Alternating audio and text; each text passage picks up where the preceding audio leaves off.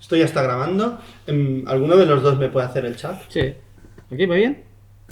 Perfecto. Buenas tardes. Marc, Ferran, ¿cómo estáis? Bien. Muy bien. Estamos aquí en vuestra productora, Vivir Rodando. Muy bien. Yo siempre empiezo las entrevistas preguntando lo mismo. Primero Marc, ya que has visto mis entrevistas, y después Ferran. ¿Por qué haces cine, Marc? Pues mira, la verdad ¿O es por que qué has hecho esta peli? sí, porque yo es la primera peli que hago y yo vengo de la prensa escrita y del reportaje escrito, ¿no? Eh, ¿Por qué he hecho esta peli? Bueno, en primer lugar porque Ferran me llamó para hacerla y segundo porque al final es un tema que ya conocía y que realmente tuvo muy poco impacto en los medios, ¿no?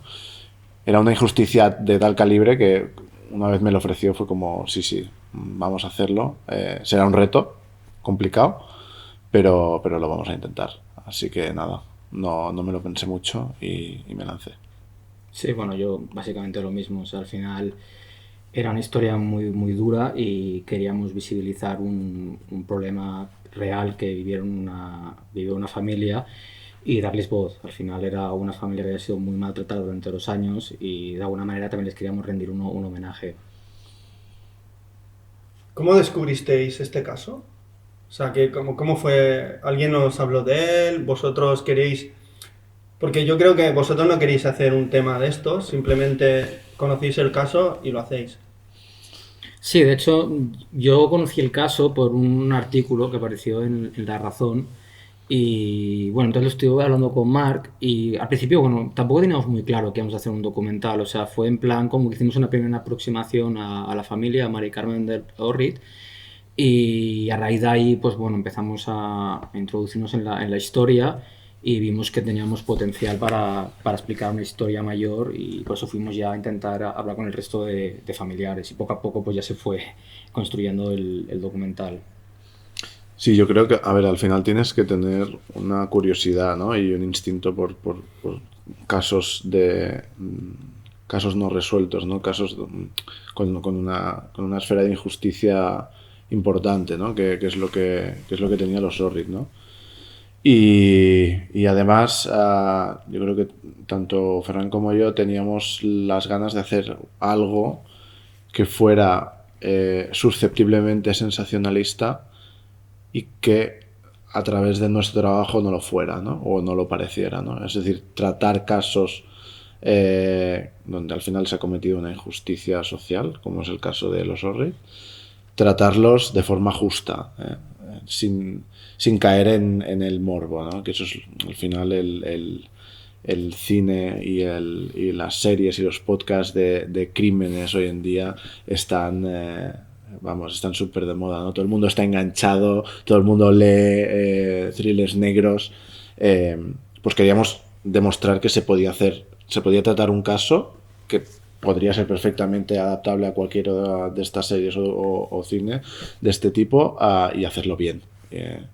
Y lo hemos intentado ya, a partir de aquí que el público juzgue si lo hemos conseguido o no. Además que documentales de crónica negra están el mercado saturadísimo, o sea, entonces queríamos también tener un punto de distinción con el resto de documentales que se hacían y no caer tanto en el tema de un true crime.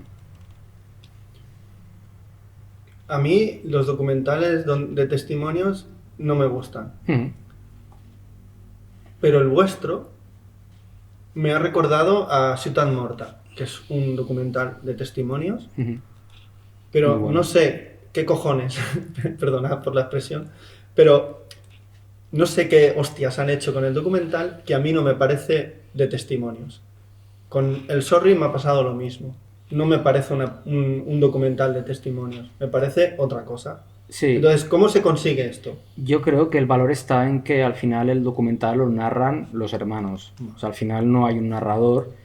Y como los documentales, como los hermanos construyen toda la historia durante los años, yo creo que por eso no te parece que estés viendo un documental de testimonios, que al final básicamente el documental se basa en las entrevistas o el tema de imágenes de archivo, en el sumario y algunas pequeñas cosas muy poco ficcionadas, porque al final huimos bastante de no caer en eso, en ese punto tan tenebroso.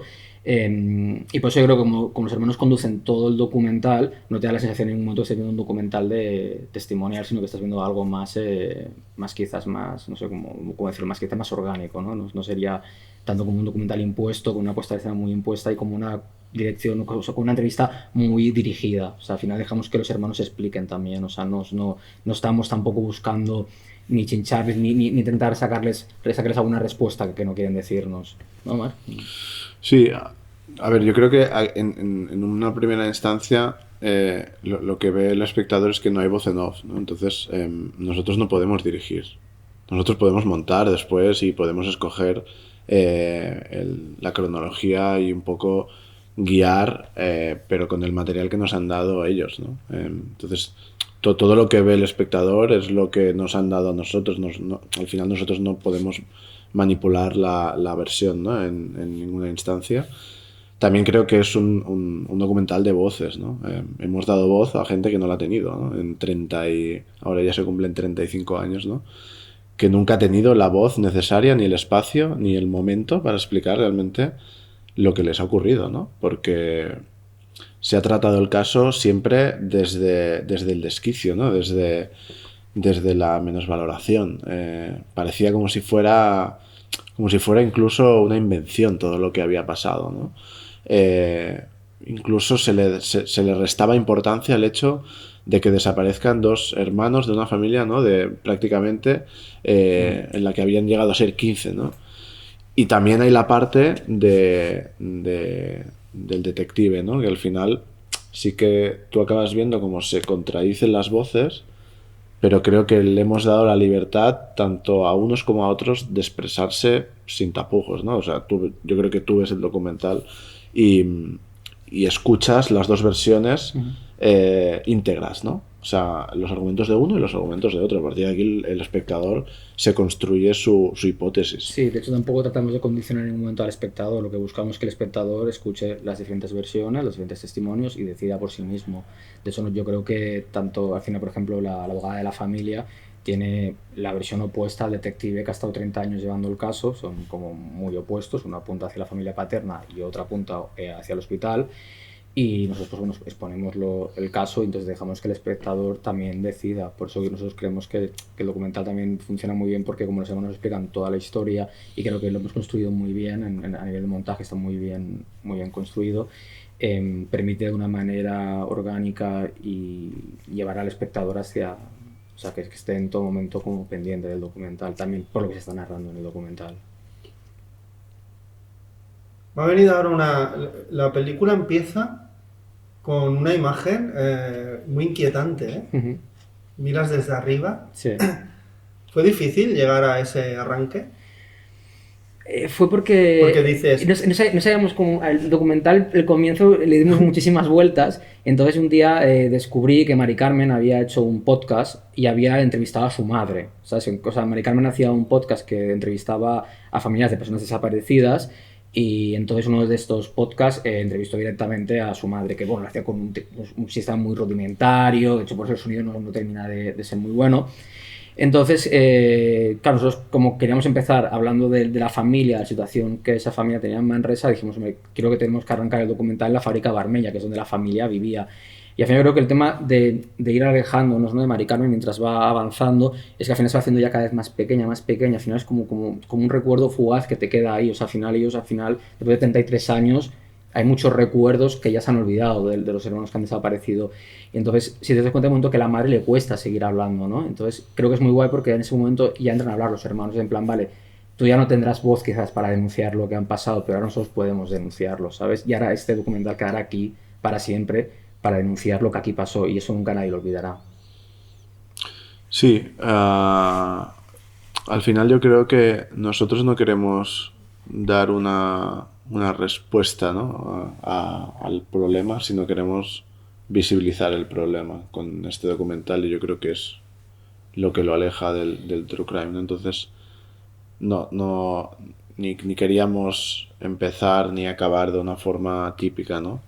Yo creo que al final es una pieza cuidada en la que se ha pensado mucho cómo abordar todas las partes, y yo creo que el espectador lo puede ver, ¿no? Desde que empiezas, ¿no? Hasta que vas pasando por las diferentes voces y la forma de acabar también que tiene, ¿no? Hemos intentado acercarnos, ¿no? Y pues combinando técnicas varias que a lo mejor no son tan típicas, ¿no? De lo que se puede ver hoy, ni lo que se puede esperar de un documental de una desaparición. Pero bueno, me alegra que te haya gustado. Me viene una pregunta. ¿Por qué por qué se ha puesto tan de moda los true crimes, el morbo, la simplicidad, la superficialidad, cuando lo interesante es profundizar en el tema, en hablar con las personas, es plantar la cámara, o esas cosas ficcionadas, pero es que son tan cutres? Sí. ¿Por qué gusta tanto a la gente? Porque en realidad no te están contando nada. Sí, pero la crónica negra vende muy bien, y sobre todo los detalles así más escabrosos, más sensacionalistas. Bueno, suele que ver que al final los diarios lo que más la gente lee son los sucesos y muchas veces incluso las esquelas. Entonces yo creo que la gente tiene como siempre como un morbo ahí que es bastante... Pero como sociedad no hemos avanzado nada. No, de hecho yo creo que el melón ya lo rompimos hace años cuando Alcácer, creo que ahí sí rompimos el melón a nivel de cómo podíamos tratar un tema en la televisión, y a partir de ahí yo creo que hemos ido hacia abajo y sin frenos. O sea, creo que no sé si hemos tocado fondo o aún podemos llegar mucho más fondo, porque a veces ves cómo se tratan algunos casos que afectan además a menores de edad y demás y dices, Dios mío, o sea, hostia, que estamos hablando de niños, ¿sabes? Y, por ejemplo, recuerdo con el niño que cae, bueno, lo del pozo, o sea, han habido casos muy sensacionalistas en la prensa que dices, hostia, y esto han estado 24 horas del día bombardeando, ¿no? Al final es un poco una distopía de un mundo feliz, en plan sobre informarte, ¿no? Con detalles. Como periodista, ¿cómo lo ves? Porque uno cuando estudia periodismo quiere, no sé, ¿por qué uno estudia periodismo en este mundo? En esta sociedad y tal y como funciona. ¿No se siente un poco desencantado? Yo creo que entras queriendo cambiarlo. Vale. ¿No? Y acabas formando parte de la estructura, porque es muy difícil. Pero sí que es verdad que en los sucesos, ¿no? Los sucesos antes, en los 90 y principios de los 2000, era la sección donde empezaban los becarios, donde acababan relegados, ¿no? Los que, bueno, todo aquel que no era bueno escribiendo del todo, ni era el mejor escogiendo o teniendo una agenda de fuentes, y ahora parece que ha pasado lo contrario, ¿no? Los periodistas de sucesos son los que aparecen en la tele, son los que aparecen en las tertulias, son los que les pagan dinero cuando van a un debate, y el que se dedica a política o a economía o a cultura es, pues total, ahí va el becario, ¿no? Ahora. No, y también en documentales luego, porque los que se dedican más a sucesos, entras en IMDb y miras su filmografía y vamos, más que muchos actores de renombre, o sea, no sé, no ha aparecido en un montón de títulos. Sí, yo creo que al final no, la gente... Yo por eso también creo que nuestro documental no... También Mark y yo lo teníamos como muy claro, que queríamos subir un poquito de eso, del sensacionalismo, porque además era una historia que daba mucho pie a que entraras ahí, porque teníamos acceso al sumario del caso, también teníamos acceso a los informes de servicios sociales, y al final estamos hablando de una familia muy numerosa, que el padre había fallecido recientemente, y había muchos detalles bastante escabrosos, incluso escatológicos, por así decirlo, y no quisimos entrar por ahí. Por eso quisimos un poco como respetar al final la memoria de la familia y tratarlo de una manera que sí que hay cosas que se dicen, que pasaron porque están ahí, pero intentamos, no, como diría Paco Lobatón, no añadir más dolor al dolor de por sí. Sí, yo es algo que tenía claro, ¿no? Porque, o sea, yo no me dedico a los sucesos, nunca me he dedicado, y bueno, no voy a decir que nunca me dedicaré porque nunca se sabe, ¿no? Pero por ahora no tengo intención de hacerlo. De hecho, vengo de un mundo totalmente distinto, pero sí que me dedico a narrar historias, ¿no? A dar voz a relatos que no han tenido cabida y que la merecen, o que a mi humilde criterio la pueden merecer, ¿no? Y creo que cuando él me presentó el tema de los Sorrid, ahí había una historia que podías hacer un true crime al uso y te lo hubiera comprado todo el mundo, porque es una historia, es un caramelo esto. De hecho, ya otros programas han tratado o están empezando ya a tratar el tema. Desde el documental también está saliendo mucho en prensa. Es un tema que cuando el espectador escucha acerca de él, alucina. ¿no? Y sobre todo gente de Barcelona, ¿no? Que tenía la ciudad al lado y dices, yo es que yo tenía 20 años cuando pasó esto ¿no? y no me enteré de nada, ¿no? Es como... Es Bueno, muy fuerte, incluso ¿no? gente de Manresa. Incluso gente de Manresa. Que nunca había oído hablar de los niños o habían oído en plan como algo muy lejano. Yo de mayor, hubo una en mi desaparición. época no. Yo en el 88 tenía 14 y no me enteré. Pero de mayor sí, de mayor Sí. cuando empiezas a investigar casos Claro. o empiezas a interesarte por casos, sí. Sí que es verdad que este caso salió en el Quién sabe dónde, que hecho también el documental se hace un poco un homenaje a la carrera de Paco Lobatón, y creo que ahí también, gracias a ese programa, mucha gente conoció esa desaparición, pero sí que es un caso que comparado a otros casos no ha tenido la misma cobertura a nivel mediático. Porque incluso gente de Madrid lo conocía más, ¿no? Porque Sí. salió en quién sabe dónde y en la Manresa de la época también tenemos que pensar que no todo el mundo tenía una televisión, evidentemente, ¿no? No todo el mundo tenía acceso a poder ver la 1. O sea, era incluso en ciertos barrios y barriadas de Manresa un privilegio, ¿no? Entonces, claro, cuando me lo propuso yo dije, vamos a hacerlo, pero vamos a contarlo desde una perspectiva desde la que no se ha contado, ¿no? Hicimos un poco de hemeroteca y dijimos, vamos a tratar el tema como se merece. Y aquí tenemos muchísimos hermanos que siguen vivos, que siguen con sus vidas, que siguen con esta mochila y que nunca han explicado a nadie realmente lo que pasó y el dolor que acarrean a lo largo de más de 3 décadas, ¿no? Pues nos costó convencerlos. O sea, yo creo que esa fue la parte más dura de todo el documental. ¿Cuáles eran las reticencias de ellos? ¿Por qué no? Bueno, pues los programas donde habían aparecido, Ya, ¿no? claro. Y Ya vienen dos más Sí, a tenían comernos miedo la de oreja, cómo ¿no? podíamos enfocar el Ya documental. vienen dos más a comernos ¿sabes? la Porque oreja, sí ¿no? que Mari Carmen había tenido como un papel más activo en los medios de comunicación, pero el resto de hermanos habían algunos que nunca habían hablado con los medios de comunicación y otros que llevaban años. Por ejemplo, Rosa llevaba como 25 años sin hablar con ningún medio de comunicación y por eso yo creo que les costó un poco acceder. Pero hicimos mucho trabajo, Marc y yo, en ir a hablar con ellos, ir a desayunar, comentarles cómo queríamos enfocar el documental, mandarle tratamientos de cómo lo estábamos planteando. Yo creo que al final los convencimos. que estaban incluso, yo creo, incluso cansados de hablar del tema. O sea, ya no hablar con los medios, sino... Claro, llevaban 30 y pico años con el tema, con subidas y bajadas, con momentos en los que parecía que se investigaba y después no, con momentos en que los medios les ponían el foco y después no. Entonces...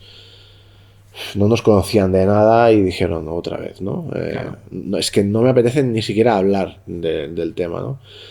Pero bueno, mira, supongo que fue una combinación de paciencia, resiliencia, buenas intenciones, porque al final yo creo que si no nos hubieran visto las buenas intenciones y el tipo de documental que queríamos hacer no hubieran accedido.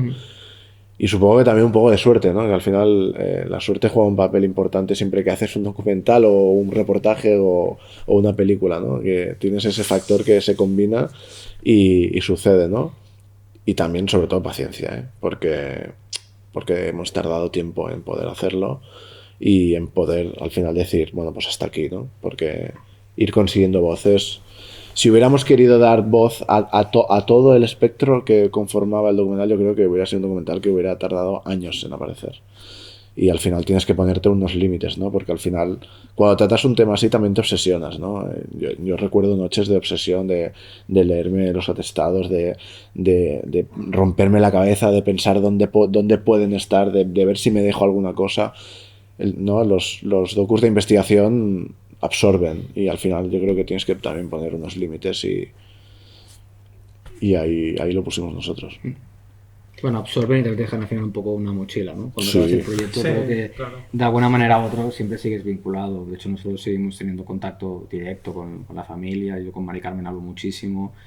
Y claro, al final también, quieras o no, de una manera u otra, ya siempre estarás vinculado a este caso y siempre intentarás ayudar en lo que puedas. Total. Y más sabiendo que es un documental que para nosotros, muchas veces lo hemos hablado Marc y yo, no tiene aún un punto y final porque no sabemos lo que ocurrió con los niños. De hecho, lo que más deseamos es que ese documental dentro de unos años tengamos que revisarlo para añadir más metraje ya para resolver el caso. No, hacer una segunda parte, ¿no? Sí, va a ser una segunda parte, sí. Sí. Como algunos han hecho. ¿no? Sí, sí. Volver al escenario del crimen. Sí, después de años. ¿Cómo os planteáis las entrevistas? Porque claro, aquí también hay otro punto donde hay una naturalidad, una transparencia. Casi todas las entrevistas son al aire libre, quitando la del detective, y no me extraña que sea así. Sí, de hecho, Que bueno, eso es ya la forma, o si investigas en la forma, ya te vas dando cuenta la intención del creador, del creador parece, me estoy remitiendo a Blade Runner, pero del artista, ¿no? Sí. Del director, de la persona que ha decidido que va a hacer esto, ¿no? Sí, de hecho, si te das cuenta, las entrevistas en los exteriores de los hermanos son sitios de Manresa. Por ejemplo, está el Parque de la Agulla, que es donde hacemos la entrevista a Alfred, el Chup, que será la escuela donde iban los niños, que es donde hacemos la entrevista a Jordi, la Fábrica Barmella, que hacemos la entrevista a Mari Carmen, que es la casa natal, y luego la Casa de Rosa, que también es de Manresa, que hecho vive conjuntamente con su madre. Sí que nosotros queríamos un poco distanciar un poco las ubicaciones de la familia con después lo que es la investigación, que es mucho más lúgubre. Por ejemplo, el detective es su despacho, la ICIAR también es un despacho de abogados. Entonces queríamos buscar un poco como ese elemento un poco disonante, ¿no? Entre unas entrevistas y otras. Que está muy pensada la peli, entonces esto no es lo habitual en este tipo de pelis y en el cine actual. Sí, no, al final. Van al efecto. No, aquí no hay efecto. Aquí vamos a escuchar a esta persona. Y vamos a escuchar a esta persona. Y escucharla es detente y escucha, ¿no? Al final yo creo que es un docu para el espectador paciente, ¿no? O sea, el que espera ver, el que espera recibir un impacto brutal en los 10 primeros minutos, pues no lo va a recibir porque tienes que esperar a escuchar el discurso íntegro, ¿no? De todos. También si te fijas, ¿no? Las fuentes jurídicas, investigativas, policiales, todas son en lugares cerrados, ¿no? Pues Iciar en el despacho, el detective también en el despacho, las voces de los testimonios son en lugares abiertos y lugares representativos, ¿no?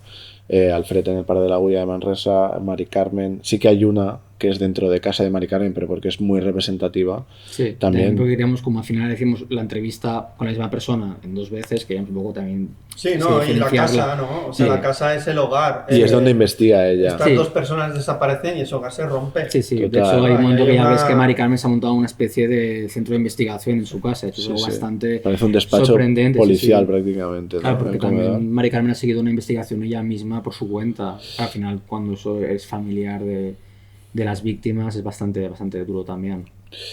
Y entonces, claro, aquí hubo un trabajo, ¿no? de combinado, ¿no? Entre Ferran y yo, de pensar cómo, el dónde y también cómo enfocarlas, ¿no? Porque a veces teníamos un one shot, ¿no? Con Mari Carmen sí que tuvimos oportunidad de hacer varias entrevistas, pero había algunas que era, o sea, vamos a tener esta y no va a haber más. Sí. Y te lo decían y tú lo sabías también, ¿eh? O sea, y aunque no te lo dijeran, ¿no?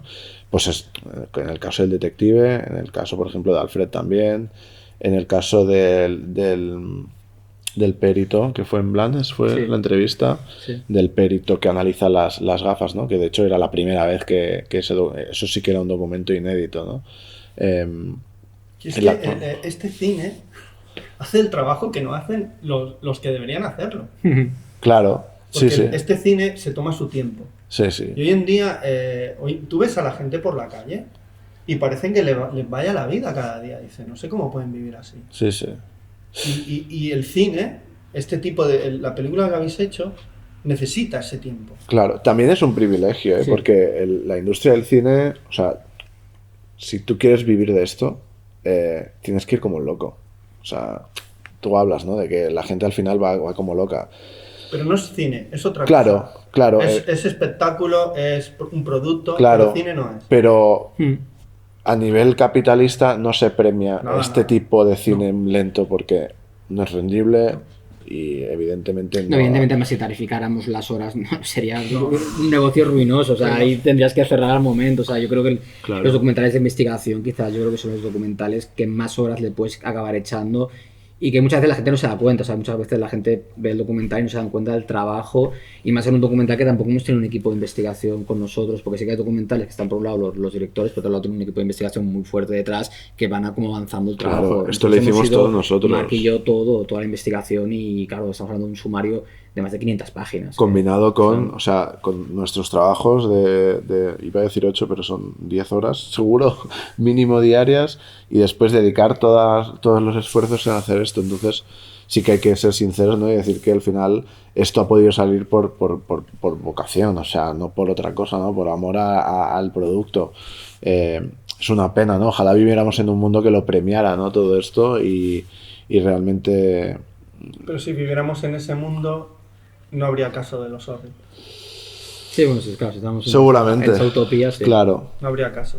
claro, Porque seguramente. vivimos en este mundo, existe la crónica negra, ¿no? Claro, Sí, sí, sí. Es lo de, ¿no? sí, sí. ¿Alguien puede Sí. hacer el chat? Perfecto. Vuestra película tiene sentido por el montaje. Ujú. Porque si lo hacéis linealmente, como mucha gente lo hace, un tema súper interesante deja de ser interesante por la forma que se utiliza. Sí. Pero vuestra forma, el montaje combinativo entre los diferentes testimonios, material de archivo, investigación, ahora este habla. De hecho, los testimonios se acaban contradiciendo, que eso le da más fuerza y más interés hacia ti. Porque yo, a medida que avanza los Orrit, cada vez estoy más perdido. Y me siento mucho y empatizo mucho con esa familia. En ese laberinto infinito en el que están, en el que no hay una respuesta. En el que salen. Sí. De hecho, hay un momento, uno de ellos, que dice lo de los muros. Sí, Jordi, Que sí. ahora hablaremos de vuestros muros. Ujú. Los muros de ellos los escenifican muy bien. Entonces, ¿cómo planteáis el montaje? ¿Cómo eran las líneas? De hecho, Porque por aquí tenéis testimonios, por aquí... Te esto. mandaría, de eso, cuando acabemos la entrevista, luego te mandaré una foto para que veas cómo tenemos la sala de edición a nivel de post-its por todos lados, toda la pared llena. Porque es la clave el montaje. Sí, sí, sí. De hecho, nos dimos cuenta que lo importante era que teníamos que trabajar muy bien el montaje, porque al final, si no lo puedes conducir bien luego el montaje, el documental en sí mismo pierde totalmente su efectividad.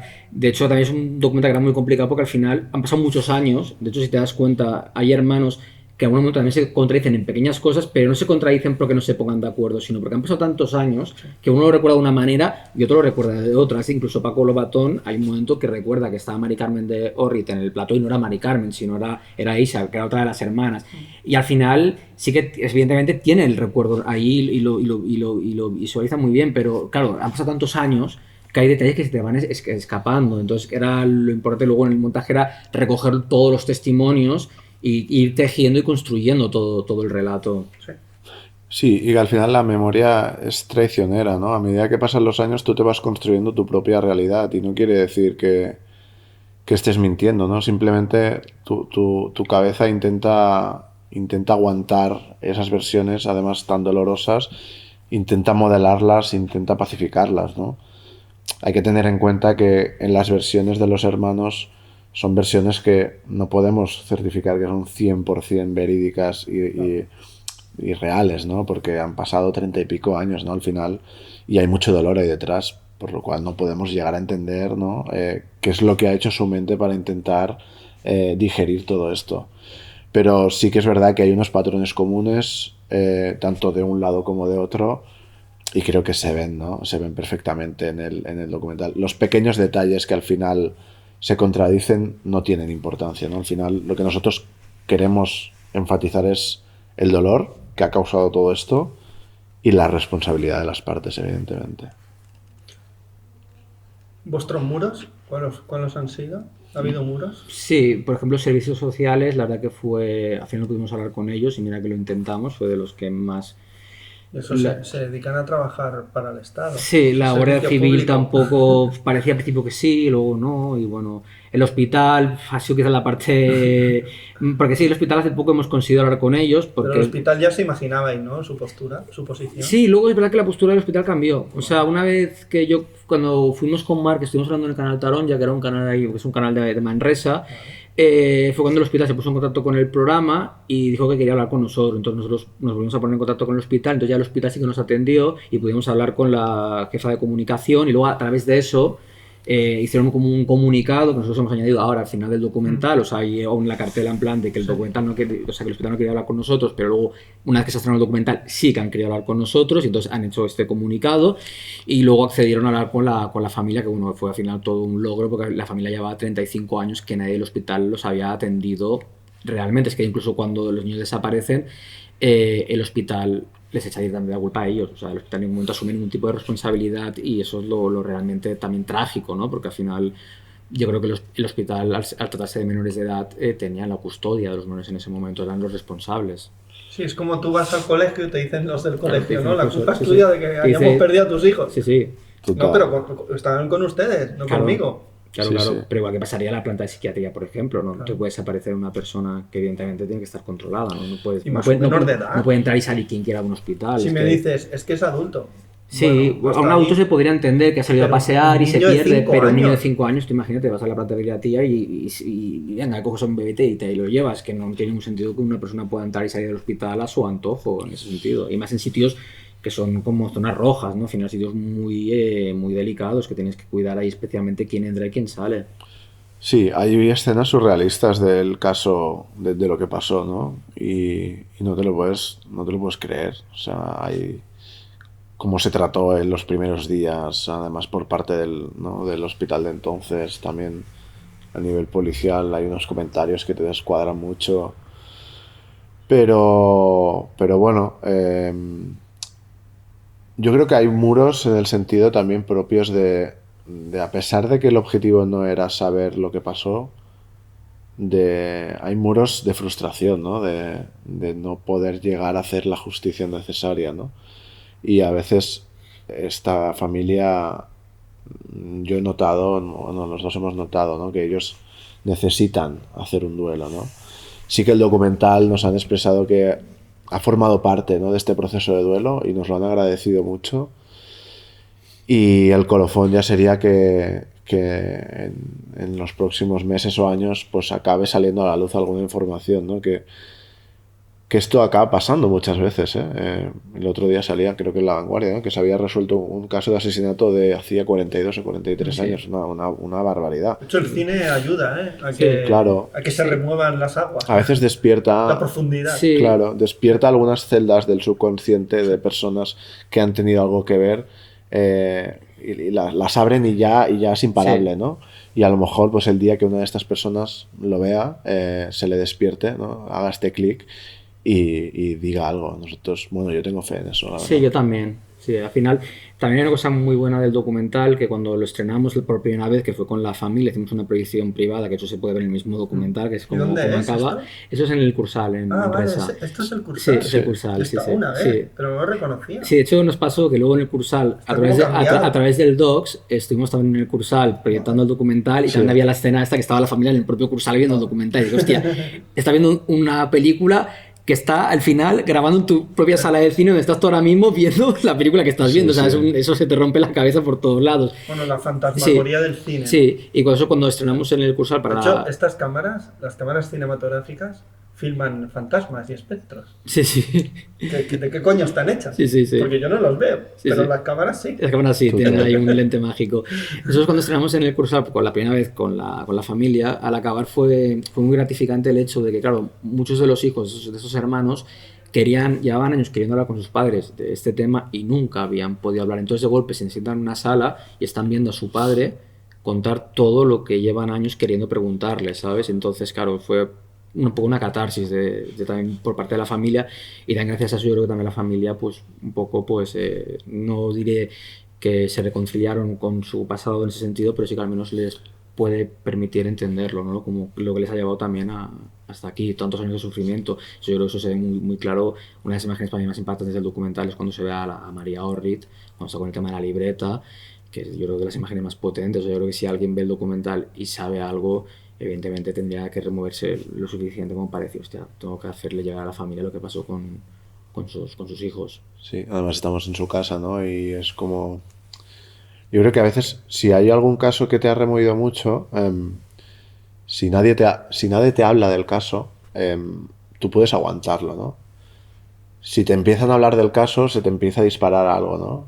Pero si tú ves una película que se está proyectando en los cines, que está teniendo repercusión, que la gente habla, da igual que sea bueno o no sea bueno, eso es lo de menos, pero que está en boca de gente y que está escenificado todo eso, al final ya no hay vuelta atrás, ¿no? Por lo tanto, si conseguimos dar, yo creo que conseguiremos aflorar esa información. Y bueno, con el circuito que está teniendo el documental, pues parece que quizás puede llegar a alguien, ¿no? Ojalá. No me gustaría hacer esta pregunta, pero me pueden las ganas. Vosotros, ¿qué experiencia sacáis de todo esto? Es la pregunta que nos hace todo el mundo. No, pero no quiero que me digáis qué creéis que pasó. No, esto no lo quiero preguntar. No lo quiero preguntar. Porque es muy personal para mí. Sí, Y la película va por otro lado. sí, entiendo lo que nos aporta, ¿no? Pero yo, a nivel personal, porque vosotros metisteis, esto era una aventura muy grande. Sí, sí. Ujú. Investigación, había muchas puertas que abrir, Sí. ¿eh? Y algunas acorazadas, ¿eh? Sí, sí. Entonces, a nivel personal, o sea, ¿volveríais a hacer algo así? Sí, sí, sin dudarlo. Sin ¿O, dudarlo. o han habido tantas historias que dices, uff, A ver, yo creo que al tardaré un final tiempo en volver a meterme en otro fregado así"? pierdes un poco la fe en el ser humano, un poco más cuando... Porque esa pregunta sí que no quería hacerla. Sí. ¿Qué pensáis que ocurrió? No, esto no. Ya, Esto ya os lo habrán preguntado. sí, sí, sí. Esa es una pregunta que nos la ha hecho a mí incluso gente que no me esperaba que me hiciera, ¿no? Es Sí. decir, o sea, para ya, porque tú, si yo Yo supiera... tengo mi versión, No, sí, y si antes yo- la hemos comentado, Sí, sí, pero digo, en y la si yo, entrevista... si lo supiera también, lo primero que haría es decir... Claro, si yo supiera no estaría aquí No estaríamos- estrenando un documental sobre el caso, ¿no? Estaríamos en otro lado. Pero sí que es verdad que lo que a mí me ha dado es... primero que te agota y necesitas un proceso de recuperación, porque es absorbente algo así. Porque cargas con el dolor externo, cada entrevista era muy dolorosa, especialmente para la persona que entrevistabas, ¿eh? Pero al final el entrevistador carga con eso y tiene que lidiar con ello. Pero sí que me quedo primero de todo, con la falta de justicia general que hay que no nos damos cuenta. O sea, eso por supuesto. Yo diría más la inexistente justicia. Sí. Hay una película francesa que no sé si está en Filmin, os la recomiendo muchísimo, una peli así convencional francesa, se llama El Juez, Ujú. con Fabrice Lucchini y Sitze Kutsen, la Borgen, que dice, empieza el juicio y dice el señor juez, aquí vamos a aplicar la ley, no vamos a buscar la verdad. O sea que si alguien quiere saber la verdad, que vaya a otro lugar. Aquí venimos a aplicar la ley. Sí, sí. Y esto es algo que la gente, a mí cuando la gente dice, ay, no hay justicia, es que no va de esto, va de la ley. Ajá, Hay unas sí. leyes, se aplican las leyes y punto. Total. Sí. A veces se acierta y otras no. Sí. A veces. No, y más como también comentaba Mar, yo creo que al final cuando Sí. haces un documental así, eso ya lo llevas para siempre, como una mochila encima. Pero claro, también tienes la parte gratificante luego de que has dado voz a una familia, has contado su historia como tú querías contarla y sobre todo como la familia yo creo que se merecía que la contaran, ¿sabes? Huyendo del sensacionalismo. Y yo por eso creo que nos podemos sentir orgullosos de haber hecho el trabajo tan bien y de hecho yo creo que la misma familia nos lo he trasladado ya en varias ocasiones y por eso creo que tiene así como ese punto malo que al final pues ver tanto dolor pues también te lo acabas llevando, pero también tiene la parte buena que al final estás intentando hacer el bien, estás intentando ayudar a una familia a explicar su historia. Sí, al final el que tuviera el recorrido, ¿no? Pues, sinceramente, y te lo digo de verdad, era lo de menos. Y más en un caso así, ¿no? Para mí lo gratificante es que alguien que ha sufrido este dolor me diga gracias por haber hecho esto, ¿no? Ya sea la propia familia Orrit o alguien que ha sufrido casos similares o amigos de los propios Orrit que lo han sufrido en segunda instancia y eso ha pasado. Entonces, para mí ya es el éxito al final. Que de hecho al final el caso Riet es un caso más dentro de muchísimos casos de desapariciones. De hecho, es una realidad muy preocupante. O sea, cuando miras todos los casos de desapariciones que hay en España desde que se lleva la cuenta, es una barbaridad. Y de hecho incluso hay un momento en el documental que aparece cuando van al Congreso, que hacen el Día de los Desaparecidos, que de hecho salen como varios familiares de personas desaparecidas y te das cuenta, ¿no? Que al final es que hay muchísima gente que le pasa lo mismo y por desgracia no todos tienen un documental que explique su historia, que es lo realmente también triste, ¿sabes? Que no tiene cada uno un sitio donde puede decir, mira, esto es lo que pasó, ¿sabes? Con mis hermanos, esto es lo que se sabe que pasó.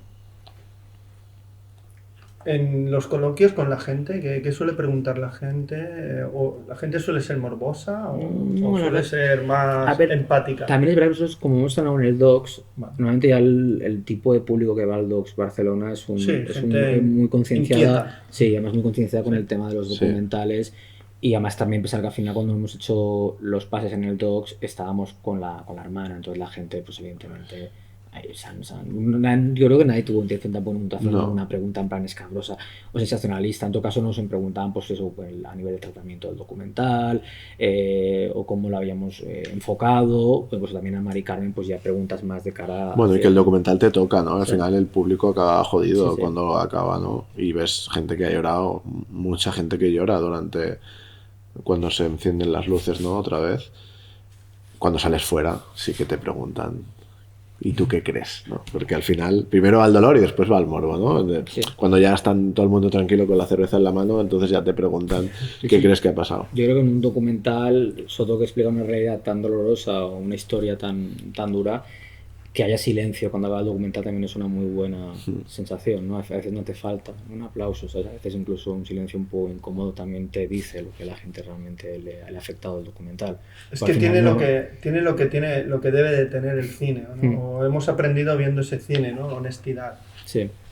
Yo te voy a mostrar esto de la manera más simple y Sí, sí. natural que he encontrado. Y aparte nosotros tampoco Y no lo buscamos- voy a manipular. nosotros no No te voy a, buscamos- y sobre todo no te voy a manipular. Correcto. Claro. Es que nosotros nunca, Para que tú pienses sí, esto o lo otro. nosotros nunca hemos buscado el aplauso con el documental, todo lo contrario. Voy a ordenar buscamos, este laberinto Sí, complejísimo que es. porque- buscamos crear Hostia. conciencia. No, no. E incluso el documental, luego, como dice Mar, te puede gustar o no, pero lo importante es que conozcas el caso, y que sobre todo sea en plan darle altavoz. Y que cuanto tiene una más gente- perspectiva muy periodística también. O sea, al final tiene una perspectiva periodística y novelesca en el sentido de mostrar, no de decir, ¿no? Es decir, yo te muestro en escenas todo esto, después tú te compones tu versión del dolor, de la injusticia y de todo lo que ha sucedido, pero nosotros te vamos a mostrar qué es lo que está pasando, no te vamos a decir lo que está pasando.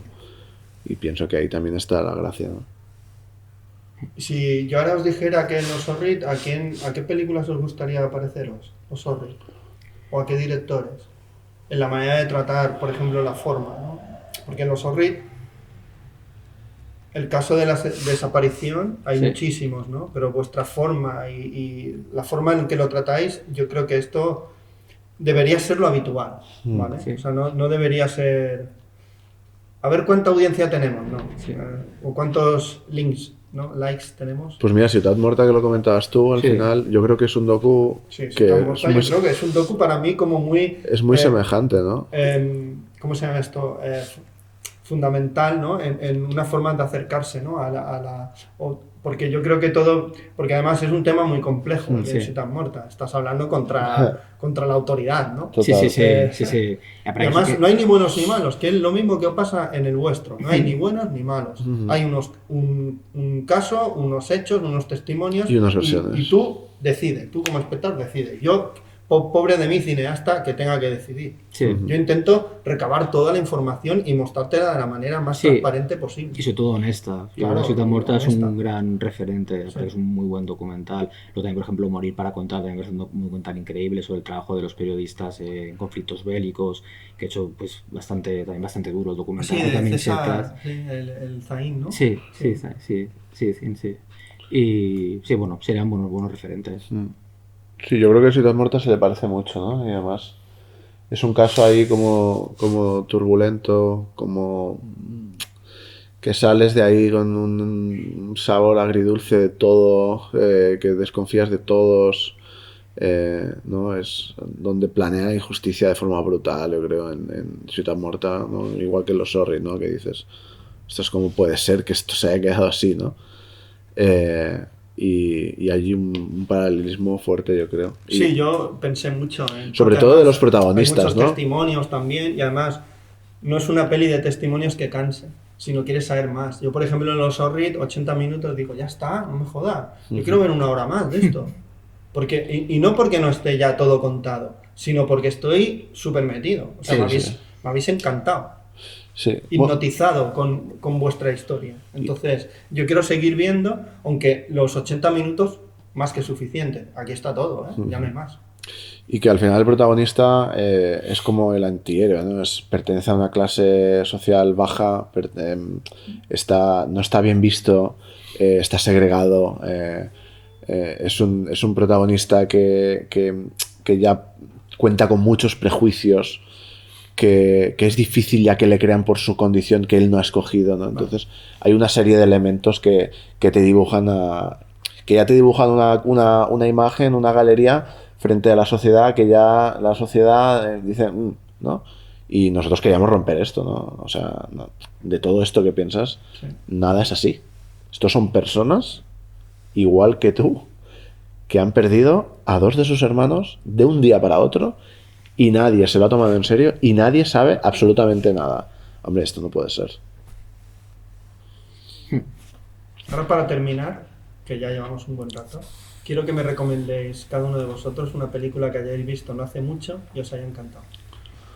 Puede ser más antigua, ¿eh? O Hostia, una de ellas que las que tengáis ahí referentes para vosotros, ¿eh? Una peli, ¿eh? Sí. Hostia, no sabría cuál decirte. O sea, recientemente, ¿eh? O más lejos, ¿eh? O a lo mejor dices, mira, el año pasado vi esta y me voló la cabeza. Claro, si no te acuerdas de una más cercana. Estoy pensando ahora, a ver. Mira, yo te diré del Dogs, Vale. precisamente. Sí, Un docu que me marcó fue el de Police Players, vale. de Hannah, bueno, se llama Hannah la directora. Y me impactó mucho. O sea, lo recuerdo fuerte. Y hacía tiempo que no me impactaba algo así. También estuve un tiempo viviendo unas semanas viviendo en Polonia y ese docu me marcó. Así que Police Players, no sé si están en plataformas ya o no, pero... Vale. Yo hace poco vi en el Clan, en el festival Sí, de Manresa. Sí, de Manresa, vi el día del estreno 20 días en Mariupol, que es un documental muy bestia sobre el asedio del ejército ruso a la ciudad, y son 2 periodistas de Associated Press que se quedan una vez que se inicia la ofensiva, otros medios de comunicación se marchan y los otros se quedan dentro de la ciudad a medida que la van asediando.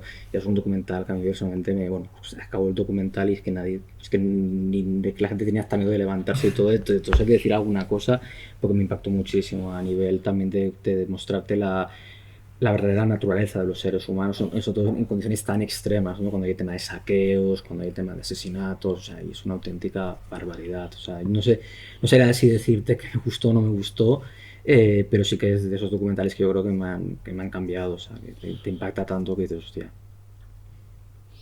Ok, pues Mar, Ferran, un placer hablar con vosotros de los Zorrit. Muchas gracias. Gracias a ti por darle voz. Me gusta, el título no me gustaba antes de ver la peli, pero después de ver la peli tiene todo el sentido. Eso sí que quería decir. Y yo siempre digo hasta la próxima película. Vale. Claro que sí.